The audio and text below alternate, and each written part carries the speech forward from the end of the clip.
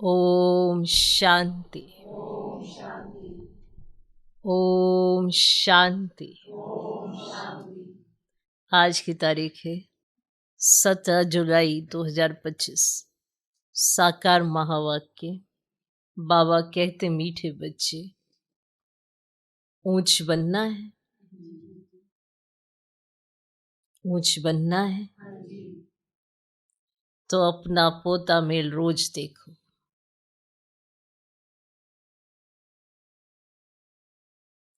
तो अपना पोता मेल रोज देखो। कोई भी कर्मेंद्री धोखा ना दे। कोई भी कर्मेंद्री धोखा ना दे। आंखें बहुत धोखेबाज है। आंखें बहुत धोखेबाज है, इनसे संभाल करो। आंखें बहुत धोखेबाज हैं, इनसे संभाल करो। बाबा कहते मीठे बच्चे, ऊंच बनना है तो अपना पोता मेल रोज देखो। अपना पोता मेल रोज देखो। कोई भी कर्मेंद्री धोखा ना दे। आंखें बहुत धोखेबाज है, इनसे संभाल करो।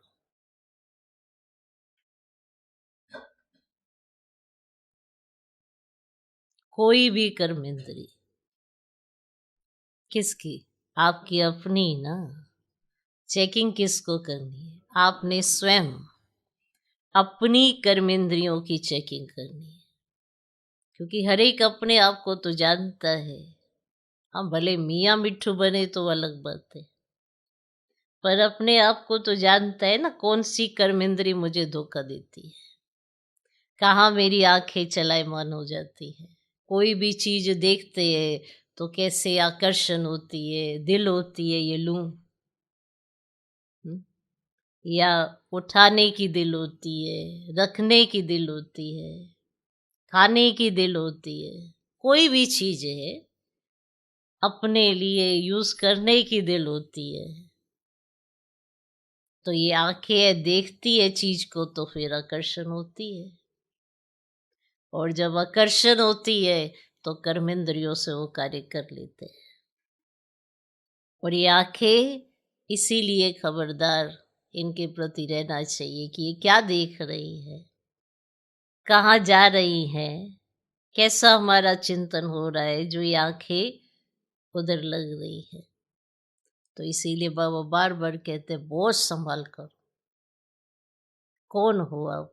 क्या बनने के लिए आए हो? ऊंच बनना है तो अपना पोता मेल रखो, अपनी चेकिंग करो।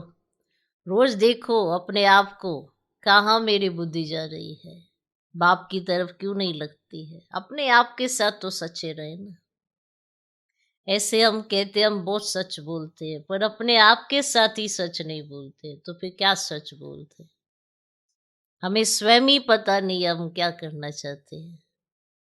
इसीलिए बाबा अपने बच्चों से बात करते हैं, ऊंच बनना है ना बच्चे, तो रोज अपना पोता मेल देखो, अपना पोता मेल देखो। ये कर्मेंद्रियां क्यों धोखा दे रही है, जबकि इनको लगाना तो आपको बाप की याद में है। बाप की श्रीमत पर मान चलनी चाहिए। आंखें भी वही देखे जो बाप दिखाए,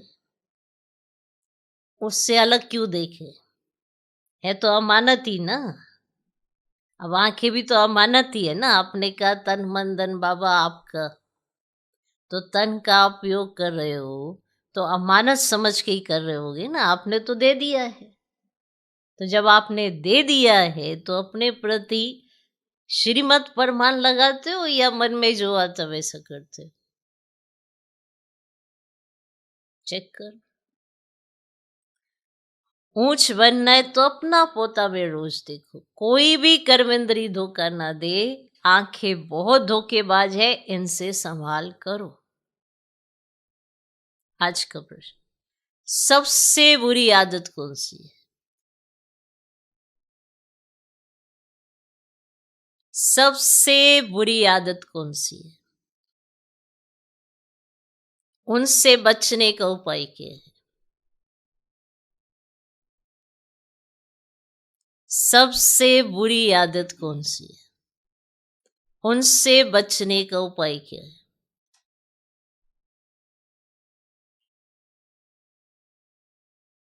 उत्तर, सबसे बुरी आदत है जबान का स्वाद।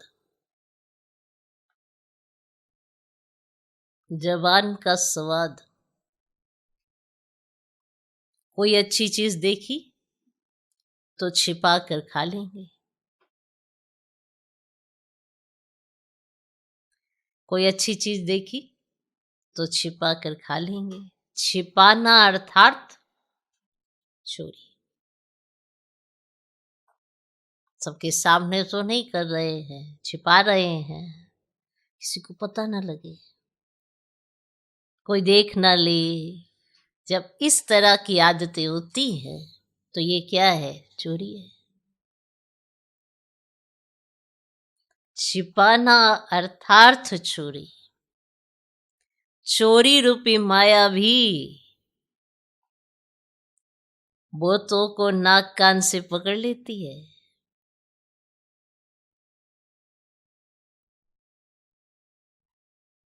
क्योंकि पता नहीं पड़ता कि हम चोरी कर रहे हैं। इसीलिए बाबा कहते हैं ना, यज्ञ में कख का चोर। कख समझते हो? Waste material. कख समझते हो? कख, कख पता है किसी को? हम्म? एक तिनके, जो आप समझोगे ये तो किसी काम का नहीं है, अगर आपने उसको बिना पूछे उठाया तो भी चोरी है। ऐसे बहुत सारी आत्माओं ने अपना सर्वस्व लुटा दिया, लेकिन आदत जो है ना, पुराना संस्कार, वो आज रहता है। छुपा छुपा के रखना, छुपा छुपा के उठा नहीं, हमने तो ऐसा सोचा ही नहीं। तो सोचा नहीं तो वही तो चोरी है। क्या कहते, हमने तो ऐसा सोचा ही नहीं, तो क्यों नहीं सोचा कि हम बिना पूछे कोई भी चीज उठाएंगे तो वो क्या है? चोरी है। ये चोरी रूपी माया भी बहुतों को नाक कान से पकड़ लेती है। इससे बचने का साधन, जब भी कहां बुद्धि जाए तो खुद ही खुद को सजा दो कि क्यों मेरी दृष्टि किसी पर जा रही है, क्यों किसी के प्रति आकर्षण हो रहा है, क्यों ये चीजों में बुद्धि अटकी हुई है। आपको खुद पता है ना अटकी है, तो आप खुद ही खुद को सजा दो। बुरी आदतों को निकालने के लिए अपने आप को खूब फटकार लगाओ। फटकार लगाना माना मैं अपने प्रति इतना दृढ़ हो जाऊं, अपने आप के लिए कुछ शक्ति रखूं कि ये कर्म मैं ना करूं। अपने आप के लिए शक्ति रखनी होती है, ना कि दूसरों को दिखाना है कि हमने क्या किया है। खुद को पता है कि मैंने चोरी की है। बिना पूछे कख भी उठाना चोरी है, तो सोचो बहुत बड़ी बात हो जाती है। उठा के खा लेना, उठा के छिपा लेना, अपने पास रख लेना। यदि ऐसी पड़ी थी, वेस्ट मटेरियल था, फिर भी बिना पूछे कोई चीज नहीं उठाना। यज्ञ में आई बाप की हो गई ना, नहीं नहीं, हम अपने घर से लाए थे, हमने सोचा अब तो कोई काम नहीं, चलो उठा के ले जाते। अब यज्ञ निवासी ढूंढे तो चोरी ही हो गई ना। तुमने समर्पित करी या नहीं करी, तो पहले ही बता दो, नहीं करी है। इसी तरह से तन है, तुमने समर्पित कर दिया ना, बाबा जैसे भी लगाए, इसकी हर कर्मेंद्री का ध्यान रखो। बाप के लिए यूज होना चाहिए, ना कि अपने आप के लिए। तब कहेंगे आपने अपने आप को समर्पित किया है। मन तो तुम्हारा इतनी जल्दी भारी हो जाता है, जरा सा कोई कुछ कहे तुम्हारे को फीलिंग आ जाती है। कहाँ समर्पित किया है? ये तन मन समर्पित करना इतना भी आसान नहीं होता, लेकिन कर वही सकता है जिसको बाप से बहुत प्यार होता है। बहुत प्यार होता है तो प्यार के आगे तो सब कुछ कुर्बान हो जाता है, उसमें नहीं दिखाई देता ये सब कुछ। फिर जैसा कहा जाता है वैसे करना बहुत इजी लगता है, लेकिन डिफिकल्ट उसी को लगता है कहीं अपने में अटकेगा, फिर कुछ और देखेगा, फिर अटकेगा अपने में, फिर कुछ और देखेगा।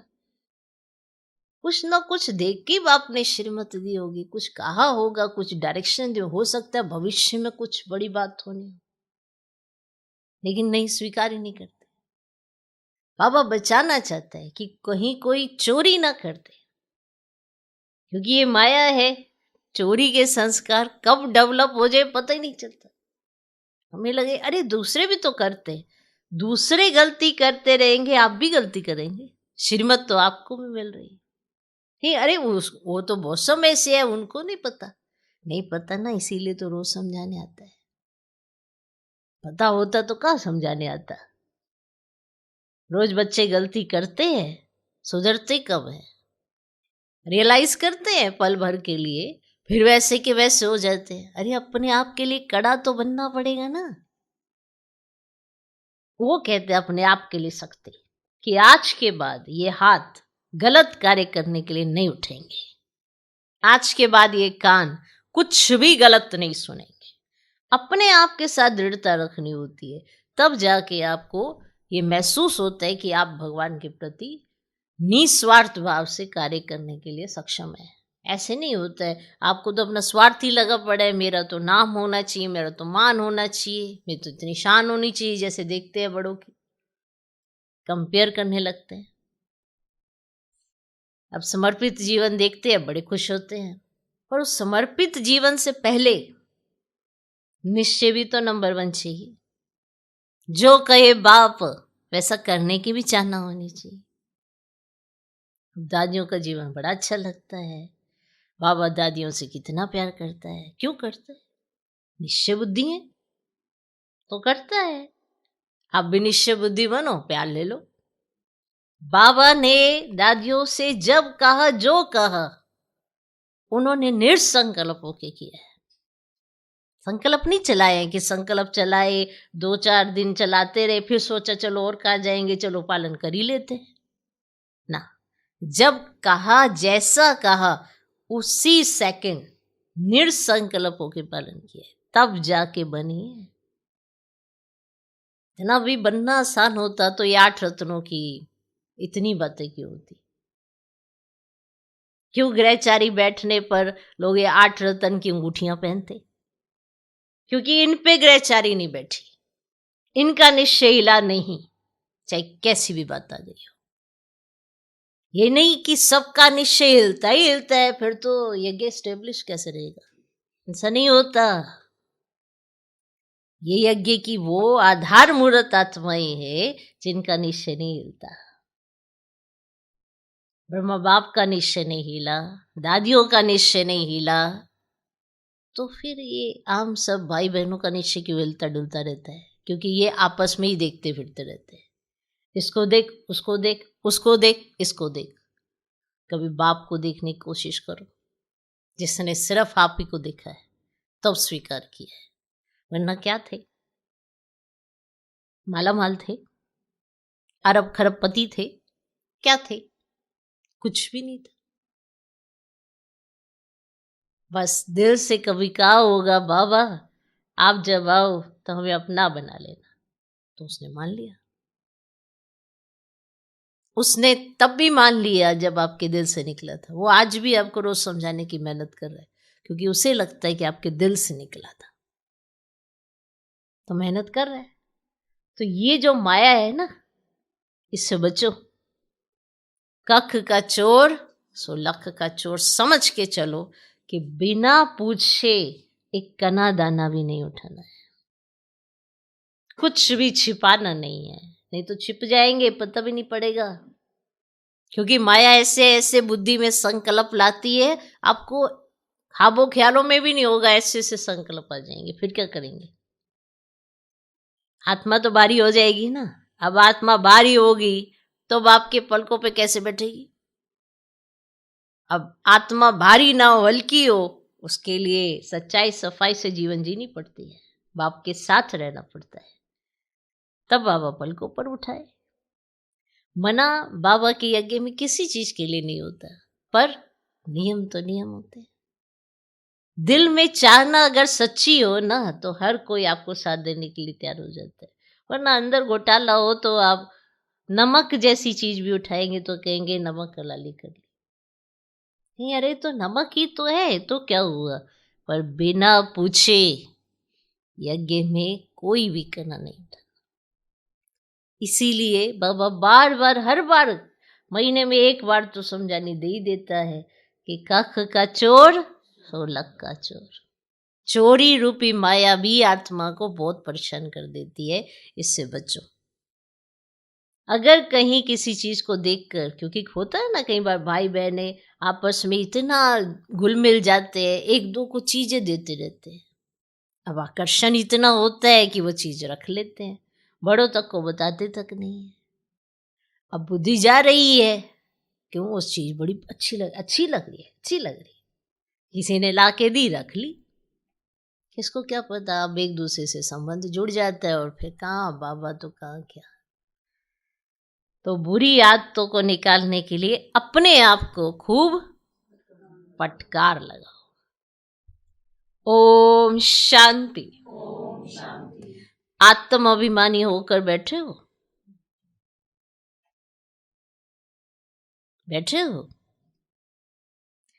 हर एक बात अपने आप से पूछनी होती है।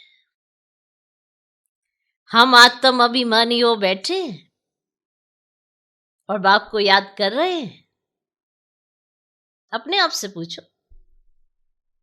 गाया हुआ भी है, शिव शक्ति पांडव सेना। ये शिव बाबा की सेना बैठी है ना,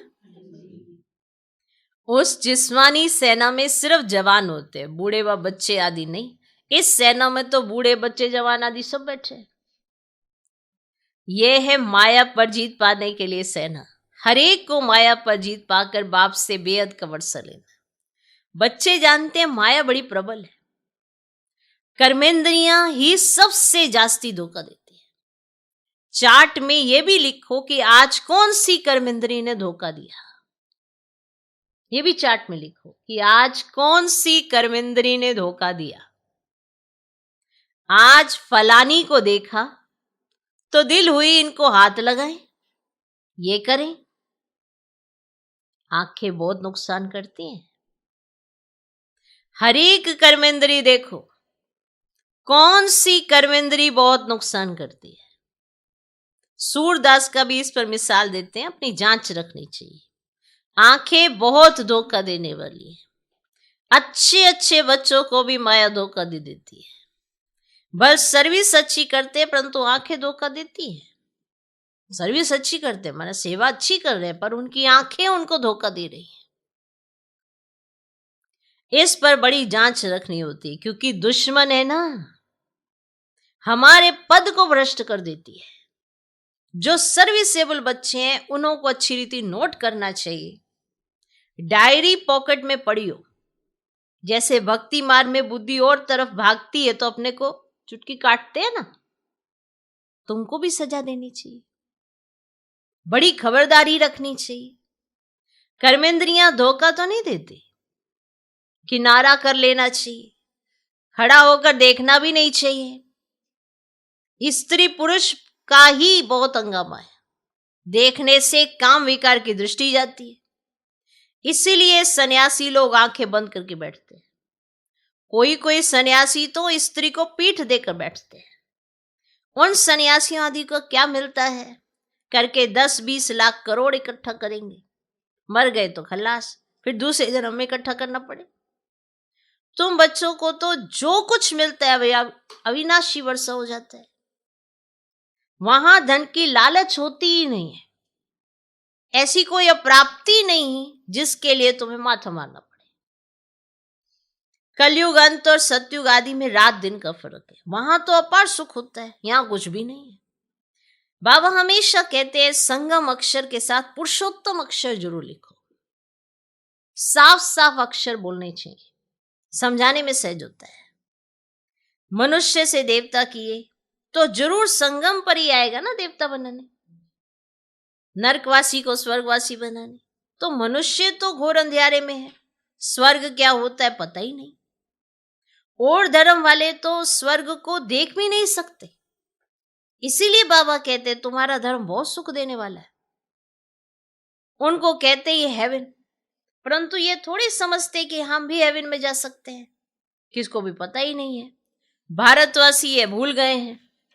हेवन को लाखों वर्ष कह देते हैं। अब क्रिश्चियन लोग खुद कहते हैं 3000 वर्ष पहले हेवन था। लक्ष्मी नारायण को कहते हैं गॉड गॉडेज। जरूर गॉड ही गॉड गॉडेज बनाएंगे तो मेहनत करनी चाहिए, रोज अपना पोता मेल देखना चाहिए। कौन सी कर्मेंद्री ने धोखा दिया? जबान भी कोई कम नहीं है। कोई अच्छी चीज देखी तो छिपाकर खा लेंगे। समझते थोड़ी है कि यह भी पाप है। चोरी हुई ना, सो भी शिव बाबा के यज्ञ से चोरी करना बहुत खराब है। कख का चोर सो लख का चोर कहा जाता है। ये नहीं कि लाख चुराए तो चोरी। कख का चोर सो लख का चोर कहा जाता है। भूतों को माया नाक से पकड़ती रहती है। ये सब बुरी आदतें निकालनी है।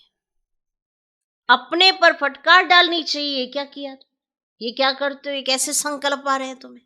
अपने पर फटकार डालनी चाहिए। जब तक बुरी आदतें हैं तब तक ऊंच पद पा नहीं सकेंगे। स्वर्ग में जाना तो बड़ी बात नहीं है, परंतु कहां राजा रानी कहां प्रजा। तो बाप कहते कर्मेंद्रियों की बड़ी जांच करनी चाहिए। कौन सी कर्मेंद्री धोखा देती है?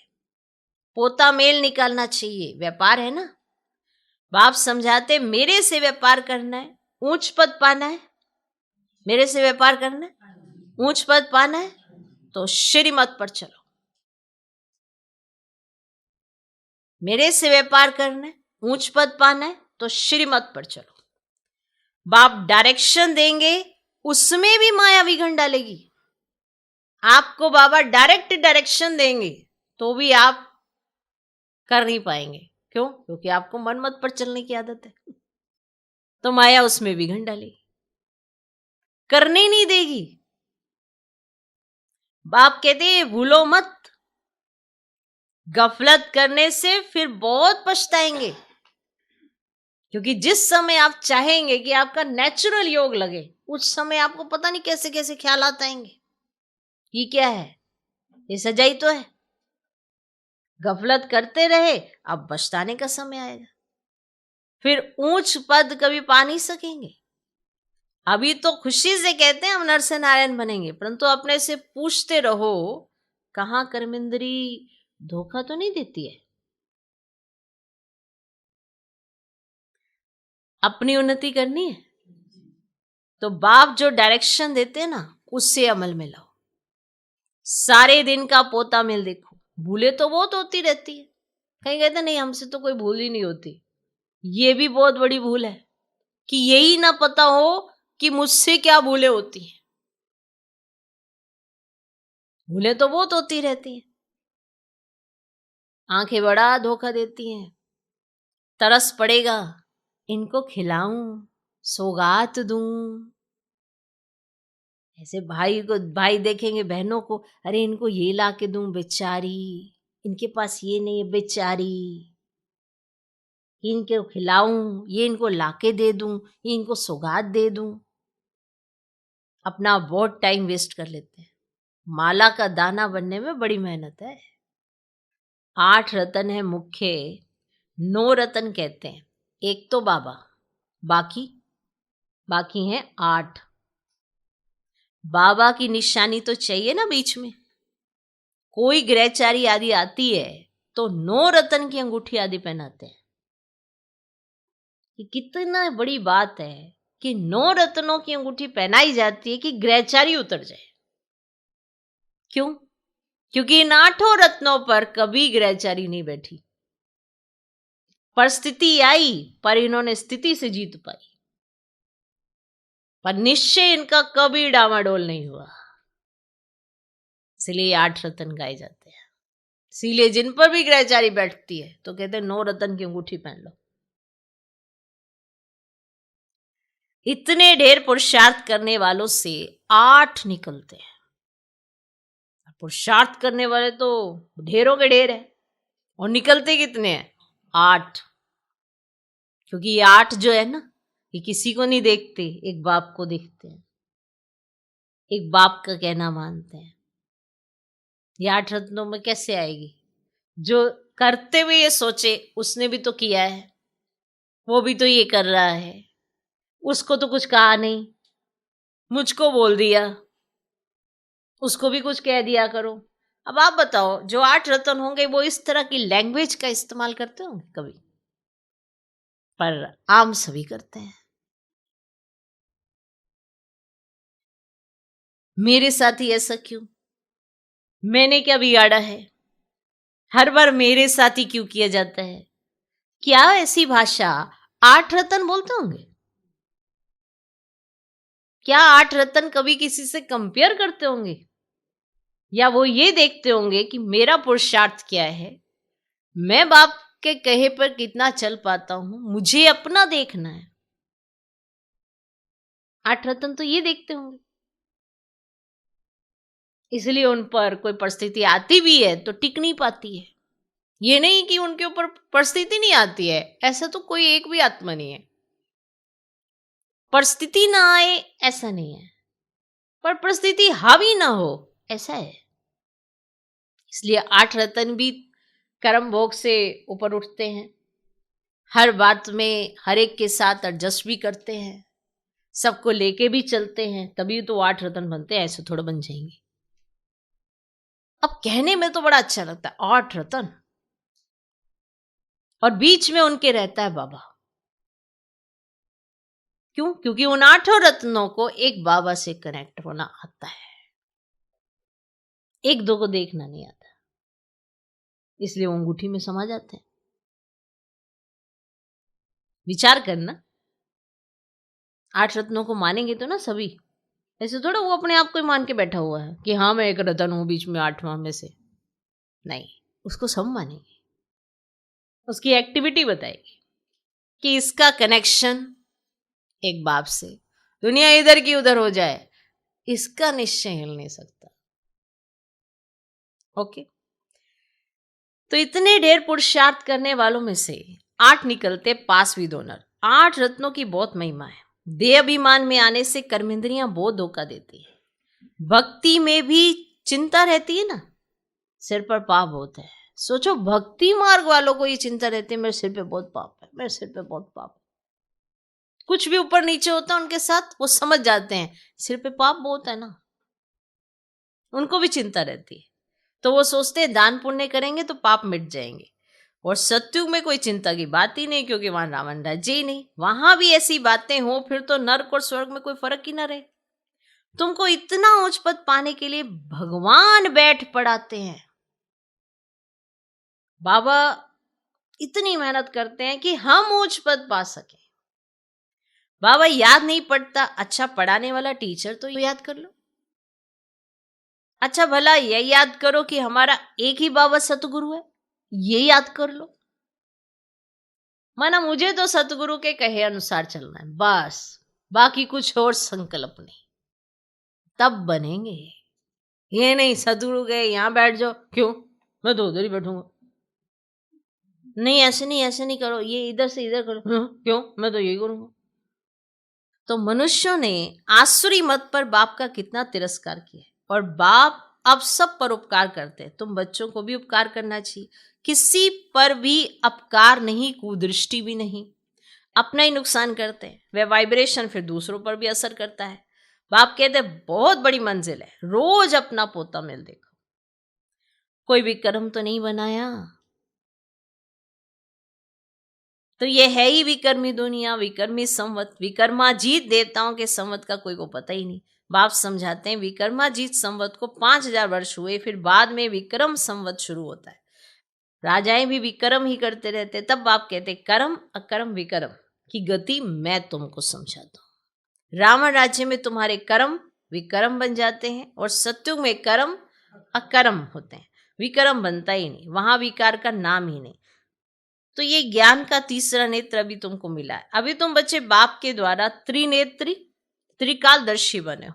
मनुष्य कोई बना ना सके, तुमको बनाने वाला है बाप। पहले जब आस्तिक हो तब त्रिनेत्री त्रिकालदर्शी बने। सारा ड्रामा का राज बुद्धि में है। मूल वतन, सूक्ष्म वतन, 84 का चक्र सब बुद्धि में है। फिर पीछे और धर्म आते हैं, वृद्धि को पाते रहते हैं। उन धर्म स्थापकों को गुरु नहीं कहेंगे। सर्व की सदगति करने वाला सदगुरु एक ही है, बाकी ये कोई सदगति करने थोड़े ही आते हैं। वे धर्म स्थापक हैं। क्राइस्ट को याद करने से सदगति थोड़ी ही होगी, विक्रम विनाश थोड़े ही होंगे, कुछ भी नहीं। उन सबको भक्ति की लाइन में कहा जाएगा। ज्ञान की लाइन में सिर्फ तुम हो। तुम पंडे हो, सबको शांति धाम सुखधाम का रास्ता बताते हो। बाप भी लिबरेटर गाइड है। उस बाप को याद करने से विक्रम विनाश होंगे। अभी तुम बच्चे अपने विक्रम विनाश करने का पुरुषार्थ कर रहे हो, तो तुम्हें ध्यान रखना है कि एक तरफ पुरुषार्थ, दूसरी तरफ विक्रम ना होता रहे। इसीलिए अपना रोज पोता मेल देखो। एक तरफ तो आप पुरुषार्थ कर रहे हो याद की यात्रा का, और दूसरी तरफ आप विक्रम किए जा रहे हो। ऐसा ना होता रहे। पुरुषार्थ के साथ साथ विक्रम भी किया तो 100 गुना हो जाएगा। जितना हो सके उतना अपने ऊपर चेकिंग करो, उतना विक्रम ना करो। और सबको पता है विक्रम क्या होते हैं। नहीं तो एडिशन भी होगी, पुराना खत्म नहीं हो रहा और नया ऐड हो जाएगा साथ में, नाम भी बदनाम करेंगे। जबकि जानते हो भगवान हमको पढ़ाते तो फिर कोई विक्रम नहीं करना चाहिए। छोटी चोरी या बड़ी चोरी पाप तो हो जाता है ना। आप कहेंगे हमने तो बस ऐसे ही क्या, छोटी सी चीज भी या बड़ी चीज भी बिना पूछे उठाई तो वो पाप कर्म में गिने जाएगी। ये आंखें बड़ा धोखा देती हैं। बाप बच्चों की चलन से समझ जाते हैं। कभी ख्याल भी ना आए कि हमारी स्त्री है, हम ब्रह्मा कुमार कुमारी हैं, शिव बाबा के पोतरे हैं। ये नहीं कि हमारी स्त्री है। हमने बाबा से प्रतिज्ञा की है, राखी बांधी है, फिर आंखें क्यों धोखा देती हैं? याद के बल से कोई भी कर्मेंद्रियों के धोखे से छूट सकते हो। बड़ी मेहनत चाहिए। बाप के डायरेक्शन पर अमल कर चार्ट लिखो। स्त्री पुरुष भी आपस में यही बातें करो। हम तो बाबा से पूरा वर्षा लेंगे, टीचर से पूरा पढ़ेंगे। ऐसा टीचर कभी मिल ना सके जो बेहद की नॉलेज दे। लक्ष्मी नारायण ही नहीं जानते तो उनके पिछाड़ी आने वाले कैसे जान सकते हैं? तो बाप कहते हैं यह सृष्टि के आदि मध्य अंत का ज्ञान सिर्फ तुम जानते हो संगम पर। बाबा बहुत समझाते हैं, ये करो, ऐसे करो, ऐसे करो। फिर यहां से उठे तो खल्लास, यहां से उठेंगे खल्लास। क्योंकि दिल पे नहीं लगी ना, ये हमने क्या कर दिया, ये हमें नहीं करना चाहिए था। बस यहां से उठेंगे खल्लास। ये नहीं समझते कि शिव बाबा हमको कहते हैं। ये सब जो कह रहे हैं ये नहीं कह रहे हैं, शिव बाबा हमको कहते हैं। आप कहते हो ना हमारा तो शिव बाबा से प्यार है, तो उसी प्यार वाले ने ही तो कहा है कि आपसे ये भूल हुई कैसे। क्यों अपने आप को इतना इजी छोड़ दिया कि कुछ भी कर डालो। हमेशा समझो हमको शिव बाबा कहते हैं। हमेशा समझो शिव बाबा कहते हैं। इनका फोटो भी नहीं रखो। जो ये समझते हो ना ये तो ब्रह्मा बाबा ने कहा है, शिव बाबा ने थोड़ा ही कहा है, हम तो शिव बाबा से बात कर लेंगे, हमारा तो शिव बाबा सब कुछ जानता है।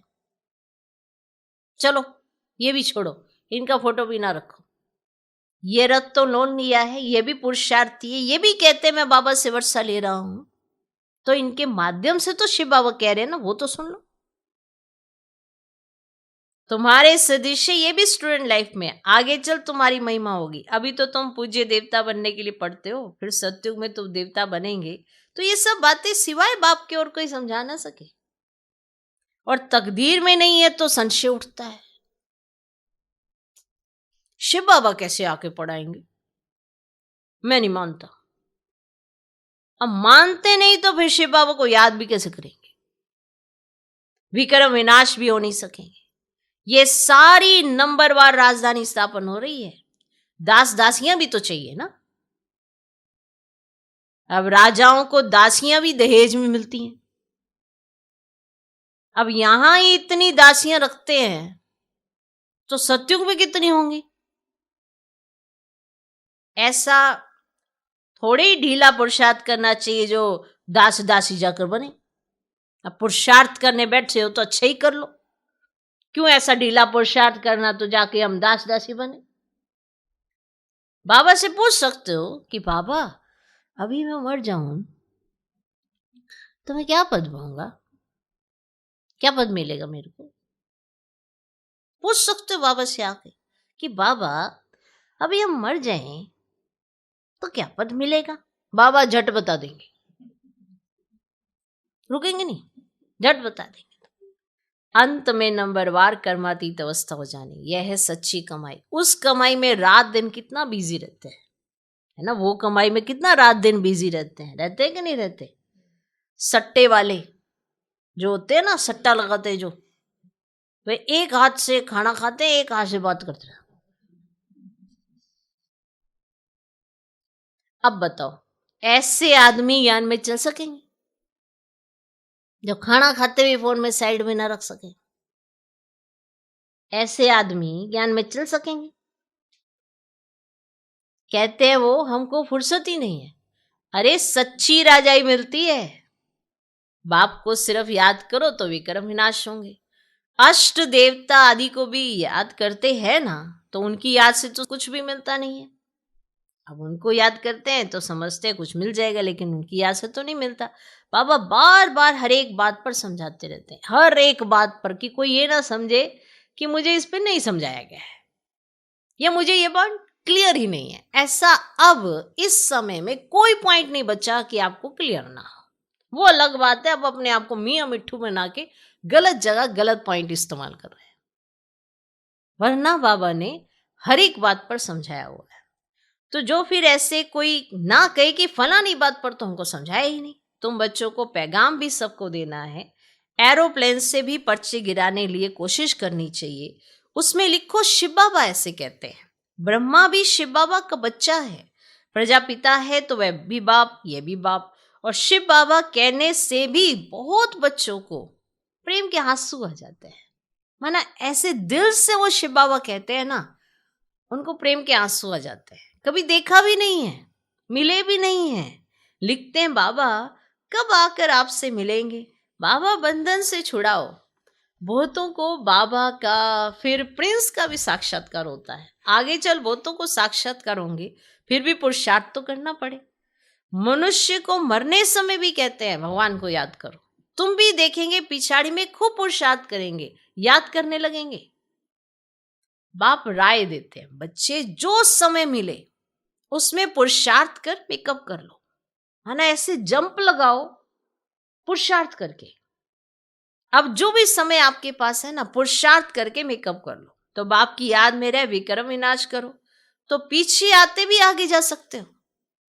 जैसे ट्रेन लेट होती है, होता ना कई बारी, ट्रेन चल रही थी, वो अगले स्टेशन पर लेट पहुंचती है, तो वो ट्रेन क्या करती है,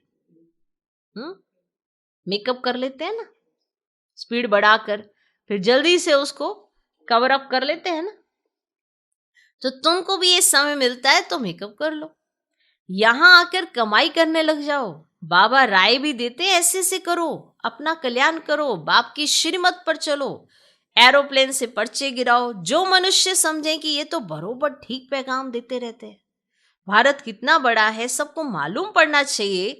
जो फिर ऐसे ना कहें कि बाबा हमको तो पता ही नहीं पड़ा। अच्छा, मीठे मीठे सिकिलदे बच्चों प्रति माता पिता बाप दादा का याद प्यारो गुड मॉर्निंग। रूहानी बाप की रूहानी बच्चों को नमस्ते। हम रूहानी बच्चों की भी रूहानी बाप को नमस्ते नमस्ते नमस्ते। Good morning good morning good morning. धारणा के लिए मुख्य सार, पहला पॉइंट, सेंसिबल बन अपनी जांच करनी है कि आंखें धोखा तो नहीं देती हैं। कोई भी कर्मेंद्री के वश हो, उल्टा कर्म नहीं करना है। कोई भी कर्मेंद्री के वश हो, उल्टा कर्म नहीं करना है। याद के बल से कर्मेंद्रियों के धोखे से छूटना है। याद के बल से कर्मेंद्रियों के धोखे से छूटना है। दूसरा पॉइंट, इस सच्ची कमाई के लिए समय निकालना है। इस सच्ची कमाई के लिए समय निकालना है। पीछे आते भी पुरुषार्थ से मेकअप कर लेना है।